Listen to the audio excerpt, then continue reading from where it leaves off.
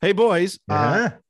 Welcome to a special edition of the Crew Reviews, where Ooh. we are excited to talk with Chris Hauty about Insurrection Day, a Thank, novella in the Haley Chill universe. Welcome, Chris. Welcome back, brother. thank you. Thank you. Dropping today. It's good to be back. Yeah. Good to be back. Here the surprise drop, right? Surprise drop. Yeah. The way that David Brown has pitched it is it's like Beyonce does. Same idea, except I don't do it with 20 million followers. But Chris Hauty, one day. Chris Hauty's the Beyonce. He's the Beyonce of the thriller literature. Thank you.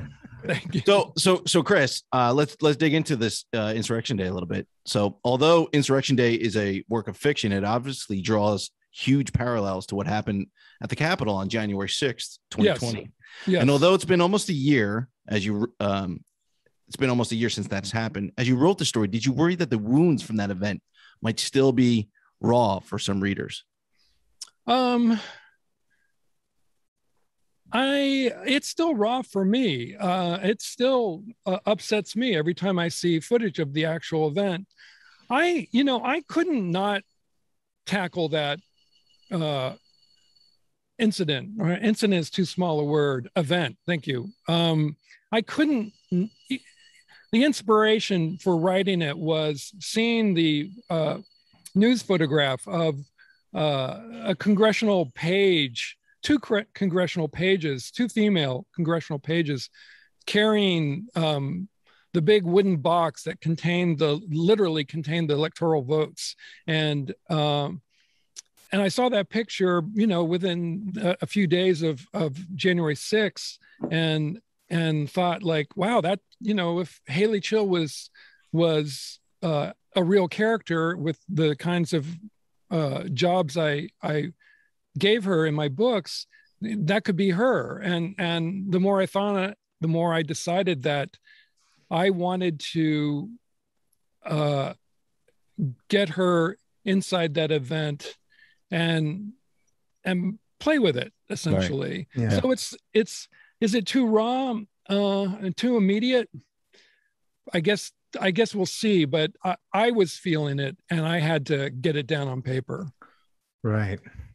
Well, continuing the theme on January 6th and what happens inside the pages of Insurrection Day, what, if any, takeaways did you come away with when you were doing some of your research for this novella? Well, I mean, it departs, as you know, it departs from the actual events. Yeah. What I took is the kind of the broad exterior, the broad outlines of what went down, what we all saw on our TV screens and what we read in the newspapers, and kind of cherry picked some different aspects of what happened. I mean, as we speak, they're still trying to figure out exactly what happened. I guess if I have any kind of a regret about timing is, I think there's still so much to find out. We still don't really know what happened with the real events, but for my purposes, I'm not trying to reveal what happened on January 6th. Mm-hmm. I'm taking real events and messing around with them. Sure. It's not really a blend of fact and fiction. What I do in any of the books, it's not fact and fiction. It's more, I think of it like sci-fi as a genre. I do poly sci-fi. It's like I'm taking aspects and elements of the news and kind of just manipulating them, messing around with them. But obviously, especially in this case, I mean, more than any book I've written with Insurrection Day, I'm taking big hunks of the real event. Yeah. So you don't even have to, I can't even describe it as kind of the shock of recognition where I might steal, in deep state, there are little incidents that, like the Turkish ambassador, the riot of the Turkish ambassador and his henchmen in DC a number of years ago. I lifted that and changed it around. And in this case, I'm taking the whole event and fictionalizing it and inserting a fictional character in it, and then taking it in places that we haven't seen in the newspapers and on TV. I mean, it as you know, it definitely follows. It takes a left or a right turn, however you want to look at it, and goes in a different direction from real events. Yeah, definitely. I love that we've now called it poli-sci-fi. Yeah, poli-sci-fi. I just made that up. I love it. I wrote it down. Well, it really, I've always tried to figure out, like, how do I describe what I do? Because I think more than some authors in the genre take real events and mess around with them. And I was thinking, like, that's kind of what happens with a science fiction writer, taking recognizable science and either pushing back a bit in timeline or in the near future, or obviously sometimes in very far future. But I'm playing in this field of, like, in the case of Insurrection Day, it's not really alternate reality, but or alternate history, but just playing with it. Yeah. Muted myself. Well, Haley Chill has been one of the great additions to the lexicon of the thriller protagonist since we've been doing this show. Everybody loves her. We love her. We loved her since the first moment she's stepped on the scene. But a lot of what she has embarked on has been calculated by Publius. But in this story, she's kind of completely a slave to circumstance. It's really a wrong place, wrong time, or right place, right time, depending on how you look at it. Yeah. What did you learn about your character in this particular story, or what new facet of her do you think the story allowed you to reveal? Well, this was my first try at a novella and a shorter form. So I was really thinking of it in terms of a movie. I mean, that's a big shocker coming from me. But I really, I saw this one as and even kind of an unusual movie in that we pick up, I don't do a lot of backstory, a lot of exposition or prologue or anything. Yeah. She walks out a door and stuff is happening. Yeah. And the world quickly is turned upside down. The world as she recognized it. And that was very much my experience. And I'm sure everyone else's on January 6th. I mean, it just was such a hair-raising experience. And so, in terms of a new aspects of her character, it's kind of a continuation for her. Since it was such a compressed timeline, I really didn't have the real estate to kind of explore her thoughts or feelings, like or a personal story like I do in Deep State or Savage Road, which were very much there were the big exterior big stories, and then the smaller interior story of really revolving around her father, which is a story that does get resolved nicely in the third book. But you do bring it up in Insurrection Day. You do bring it up. Oh, I do. Of her father, yeah. What is? But it's more in passing reference. Yeah, it's more in passing, yeah.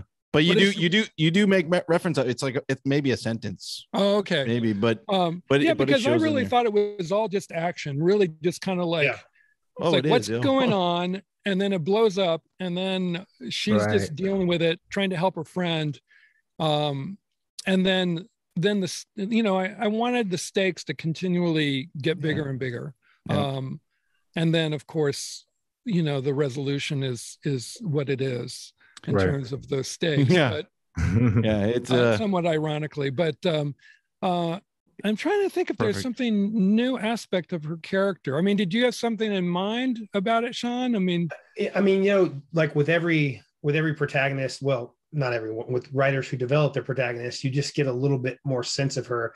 And I feel like I don't want to give anything away, but I do feel like that her internal calculus on when she considers her actions differently than she did in book one.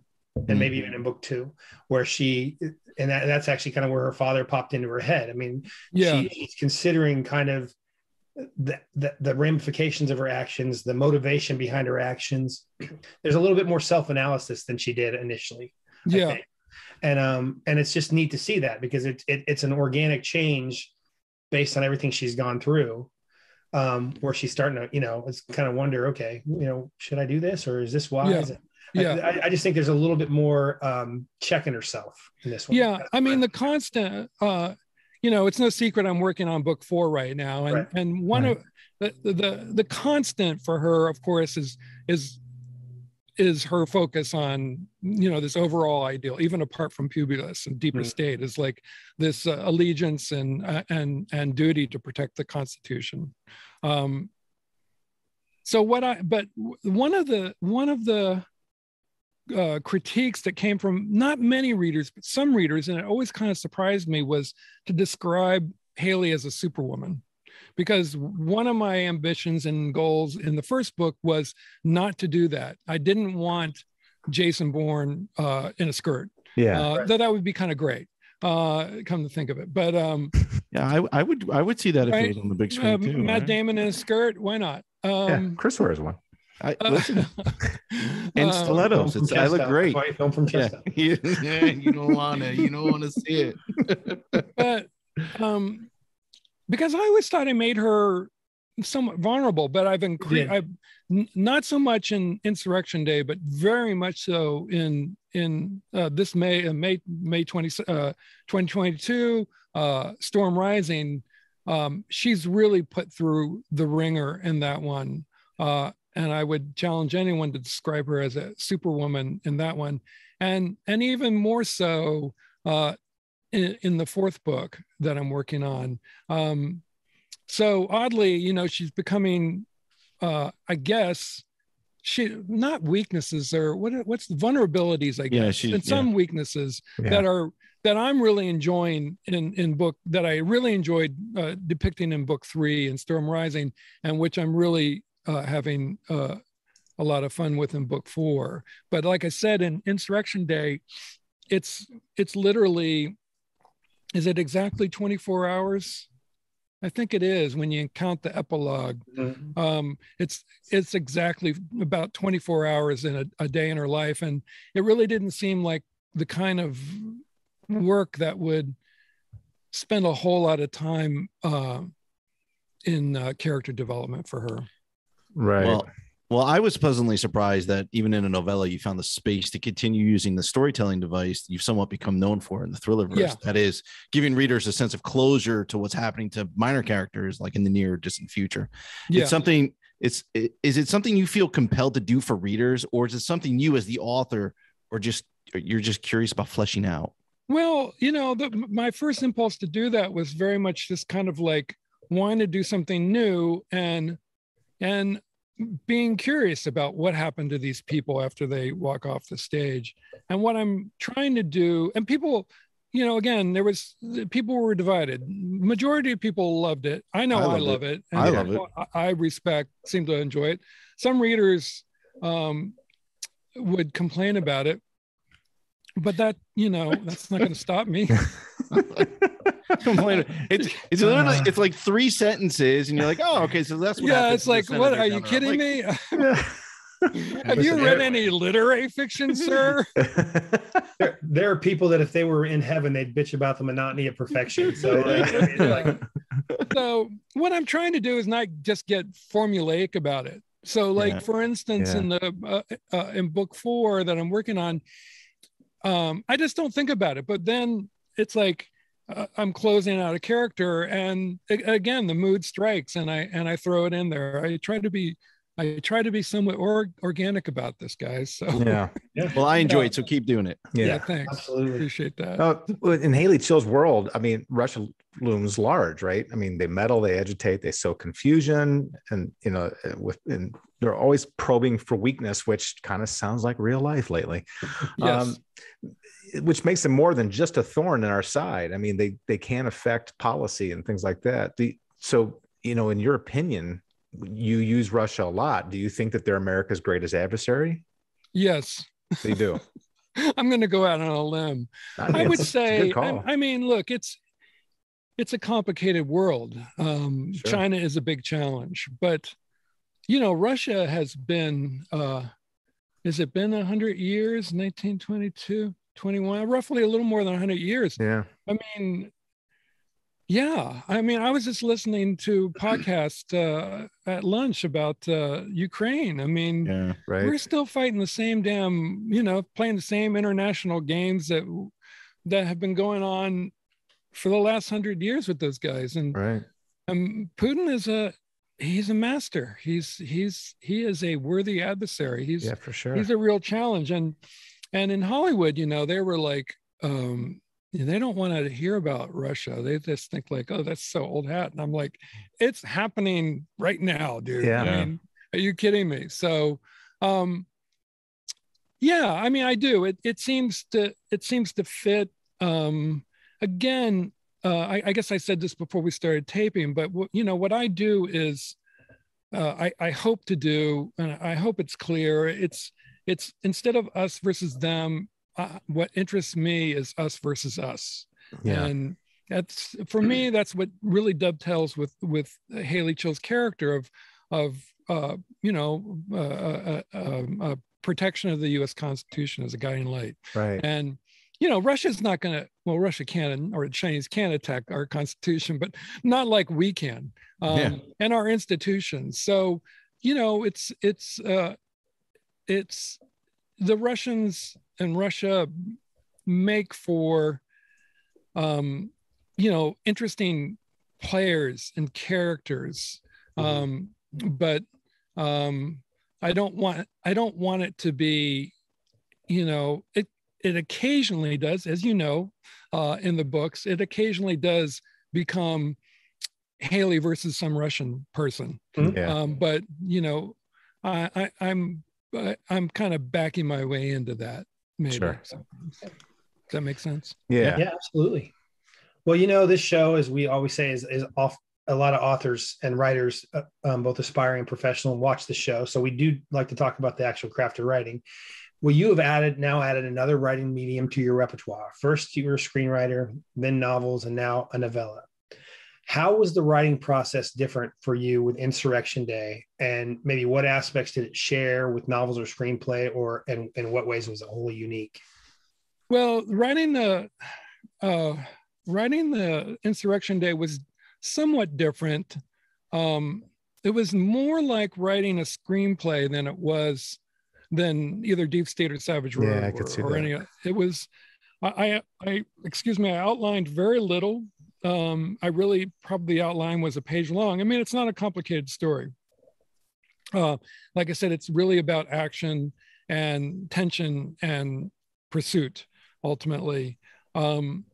So I wrote it very quickly and with little outlining, and really seeing the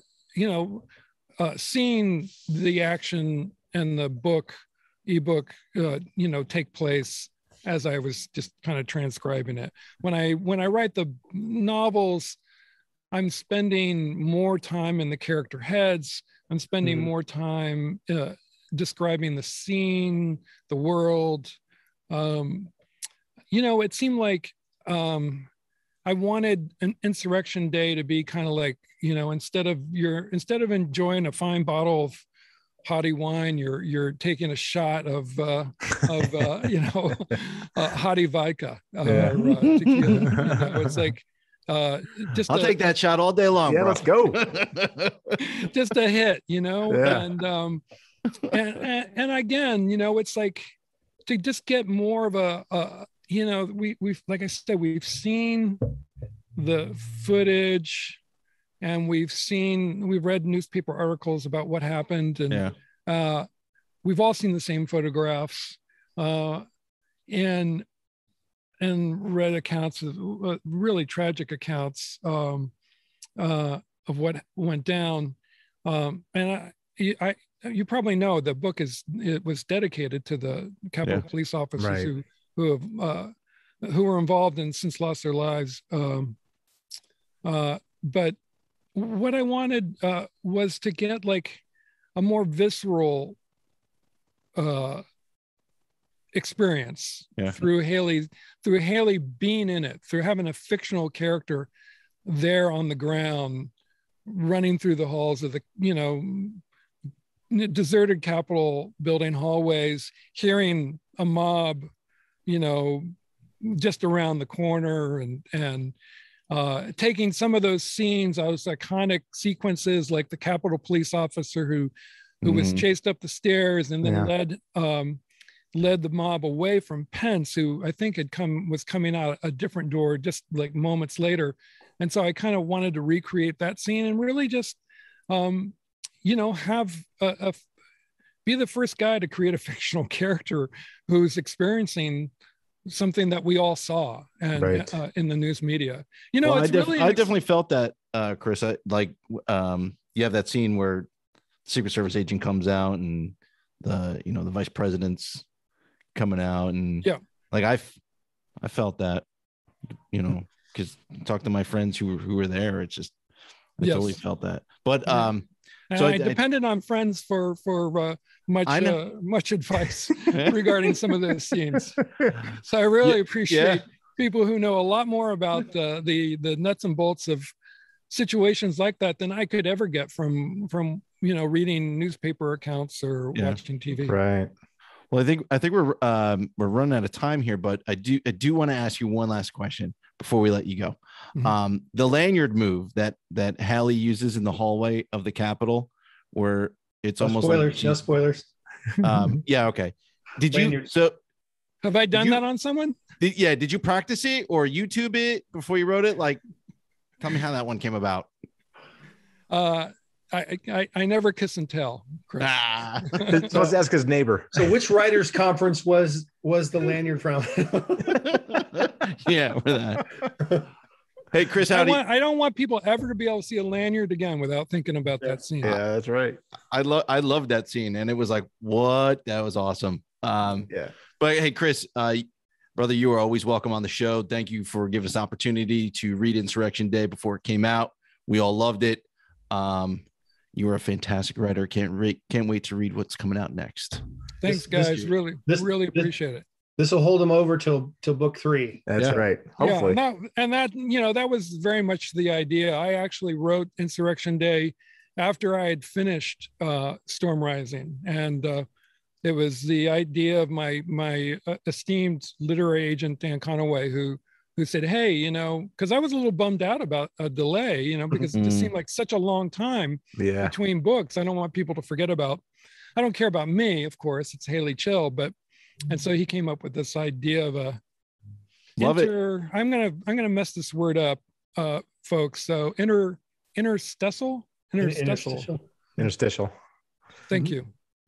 Yummy. But great. Thanks for getting me out of my office. It's great to be out here in the sunshine and talking to you guys. Looks great, man. Congrats. We'll see you in May. Thank you. Take care. Hey, everybody. Thanks for joining us for an exclusive interview with Chris Hauty on his latest entry into the Haley Chill universe, Insurrection Day, a novella that comes out tomorrow. You can join the Crew Reviews every Monday for an interview with some of the best writers, storytellers in the world. Make sure you're subscribed and make sure you hit the notification button so you see and hear all of our interviews. That's right. Cheers. Well done, boys. Cheers. Cheers.